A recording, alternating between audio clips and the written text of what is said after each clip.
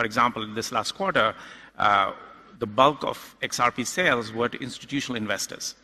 And as this transitions away from retail to institutions who will start to use it for wholesale financial usage, that's when the turning point will come. Welcome back, ladies and gentlemen, to another episode of 24 Hours Crypto. Let's get right in today's video. I am extremely excited to film this video because it is just gonna explain to you perfectly what Ripple and XRP is setting up to do, and it's gonna be from some very, very reputable individuals that you're gonna hear from.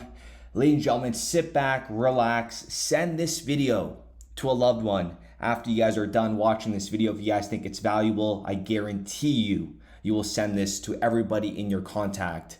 Because if somebody does not understand what Ripple XRP is set up to do, this video right here is the only video they need to see. And if they have a lot of questions after this one, then clearly they're not seeing the bigger picture. But this is gonna print you guys a very, very understandable picture. Where do we even begin? You guys heard that intro by Dilip Rayo about institutional investors buying XRP. Dilip Rayo was head of global infrastructures at Ripple for 5 years and 6 months. After that, he went on Flash FX and he's still there. He's also the program director at CBDC Research in Australia. And Flash FX is still tied to Ripple because they partnered up with them to open a new ODL corridor. There are a lot of individuals, which we're going to go over today, jumping ships from Ripple, and the companies they go on to work for utilize Ripple and XRP indirectly. And we're going to show you guys some hardcore evidence. And can you believe this, folks? The FTX Trading Ltd documents some of them are sealed, some of them are being retacted. And take a look at this. Ripple and BlackRock are one of the entities that are looking to buy FTX. We have Ripple Labs and we also have BlackRock with many other companies, okay? But I cannot believe if Ripple lands FTX, that is going to be absolutely massive. Let me know what you guys think in the comments down below of Ripple acquiring FTX, if that would be bullish and how it would look like for the crypto sector. Marjan, DeLeon, take a listen to what she says here. Hello everybody, and sorry for this delay. My name is Marjan DeLeon. I joined Ripple actually 10 months ago, and I used to work for Swift for more than a decade. And my last assignment was, I was responsible for GPI, that I'm sure you have heard about it, changing the cross-border or transaction banking systems. Now coming back to Ripple, because I joined Ripple to disrupt, and I think that's the main objective of the Ripple. That is such a bullish statement from an individual that worked at Swift for 10 years, okay, and then went to Ripple for 3 years and 6 months, and then was hired as a managing director at Settle. Settle hires former Swift and Ripple exec Marjan DeLeon. And don't forget, Citi is backing Settle for an open source blockchain interoperability solution. We know Ripple has major ties with Citi, and they're all going to be working together. In a moment, we're going to get into Marcus Treacher, another Swift veteran, right? So we have Marjan DeLeon coming from Swift to Ripple, 3 years and 6 months. And then we have Marcus Treacher. Take a look at this. So he did Ripple for 4 years and 9 months. Before that, Swift for 6 years and 2 months. And he is also a board observer at Newham, which he no longer is there, but keep in mind, perfect example about Dilip Rayo.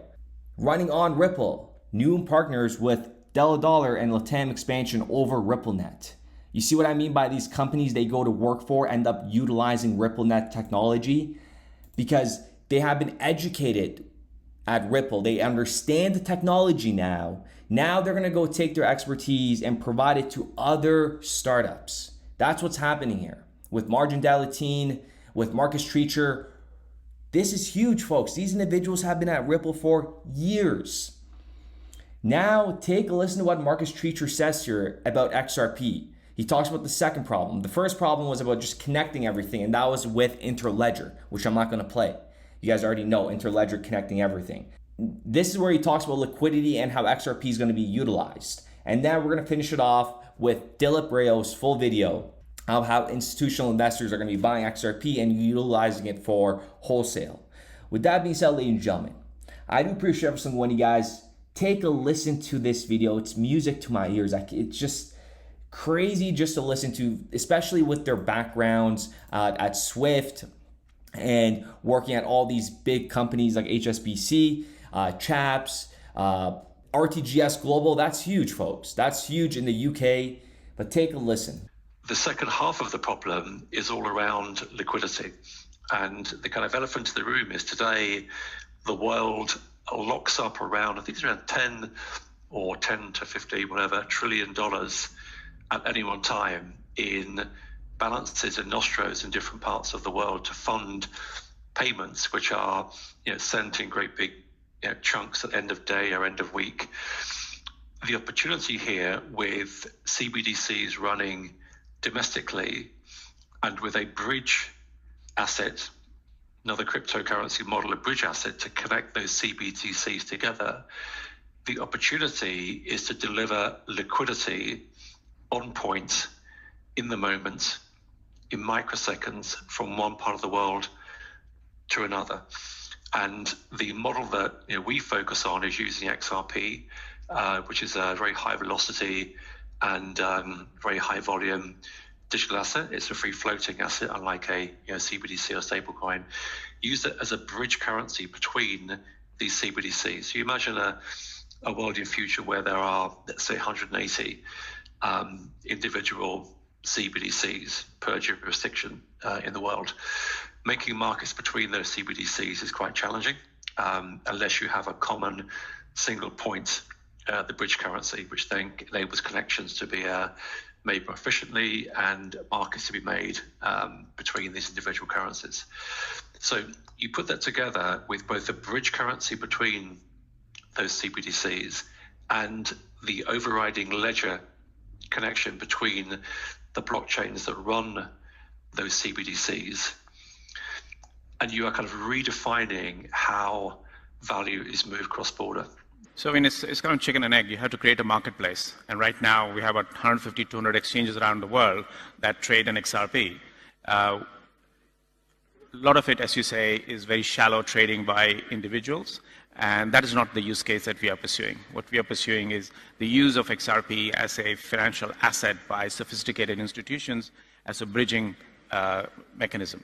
So does this hurt or harm? Well, it creates a lot of noise.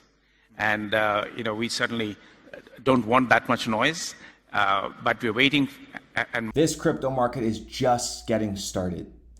This PDF back in 2018 was talking about how DLT applications could be utilized. It could be utilized in retail banks, wealth managers, treasuries, fund admins, custodians, government entities, big corporates, transport, logistics, SMEs, media providers, audit firms. Ladies and gentlemen, the old infrastructure is getting replaced. Wake the F up if you haven't already. Stop being scared to getting into crypto, not financial advice. Take this step and educate yourself.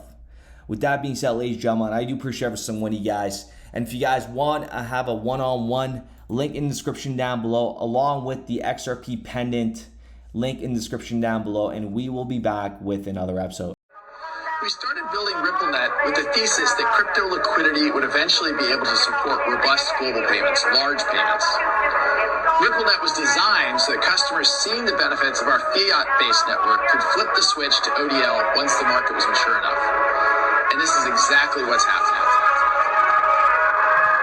Flip the switch.